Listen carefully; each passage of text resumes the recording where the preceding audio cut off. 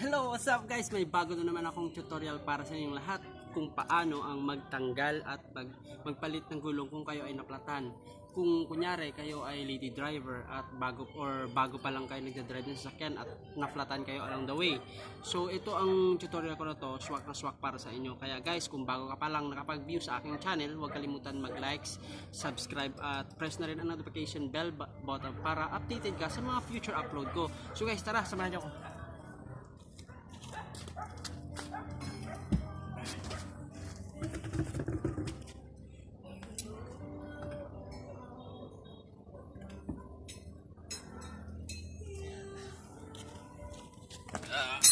Gamit natin yung jack.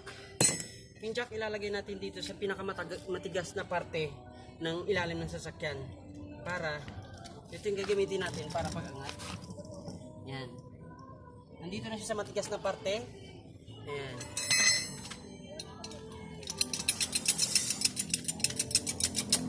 Ayan. Ilagay ko na guys, nasa matigas na siya na parte. Tapos luluwagan na natin. Gagawin natin, yung iba kasi baliktad, yung mga wala pang idea pag paano magkalas, bago nila iaangat muna nila tapos luluwagan. So maling procedure yun. So unang gagawin natin, bago natin itaas yung jack, luluwagan muna natin yung yung tie wrench. Tawag dito cross tie wrench, okay? Kasi marami siyang sizes, so mas maganda to. Luluwagan na natin.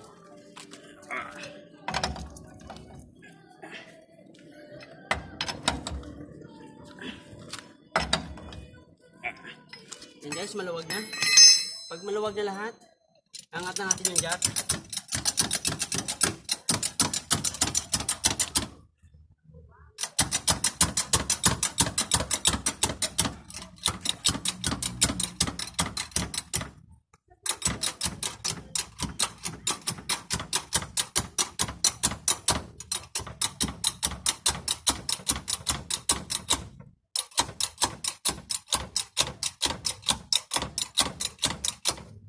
Kuha na natin yung isang gulong.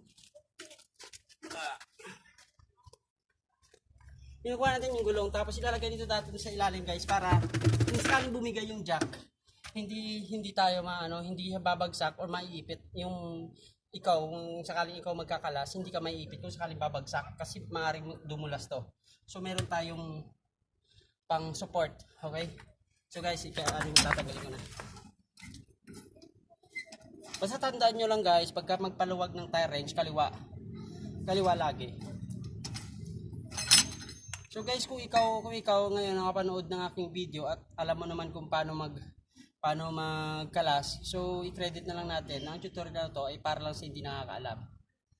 Kasi guys, kung wala kang idea kung paano magkalas ng gulong, tapos naflatan ka sa along the highway, mga national roads, national highway, pagka madaanan ka ng tow truck, maaari kang ma-recur, tapos magbabayad ka ng mahal ang penalty dahil nakaabala ka sa traffic obstruction yun.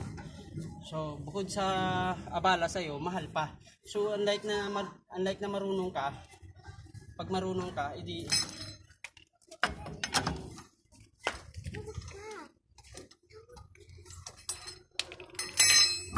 ayan na, palitan na natin. Ayan. Papalitan natin yung gulong. Yan.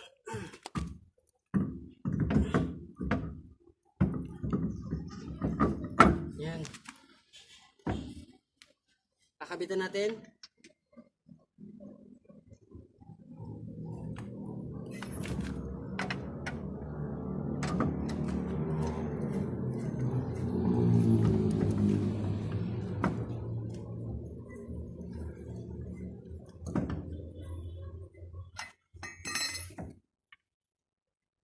Kailangan guys alternate para hindi siya ma-loose thread, tapos para pantay-pantay ang paghigpit natin. Yan. Kabilaan.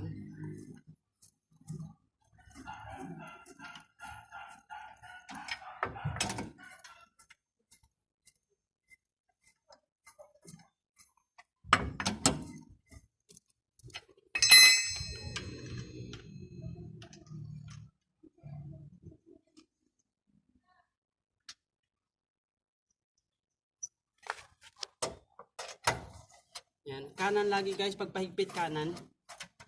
Kanan pagpahigpit, pagkapaluwag kaliwa. Yan, kanan ang pihit ko dahil hinihipitan ko na. Yan.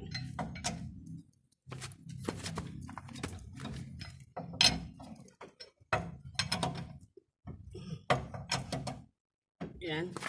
Tapos, alay natin dito sa ilalim. Yan. Tapos, pitikin na natin yung konti dito yung para bumaba siya. Yan. Dandahan na bababa yan.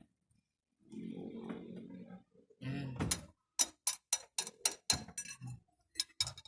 Parang magic lang yan. Napakadali lang guys. So, tulad yan. Oh, hihigpitan ko na.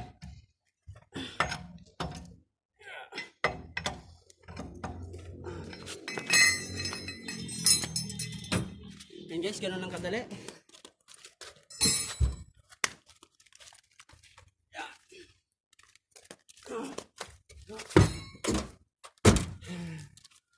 Yan. So guys, sana may natutunan kayo sa aking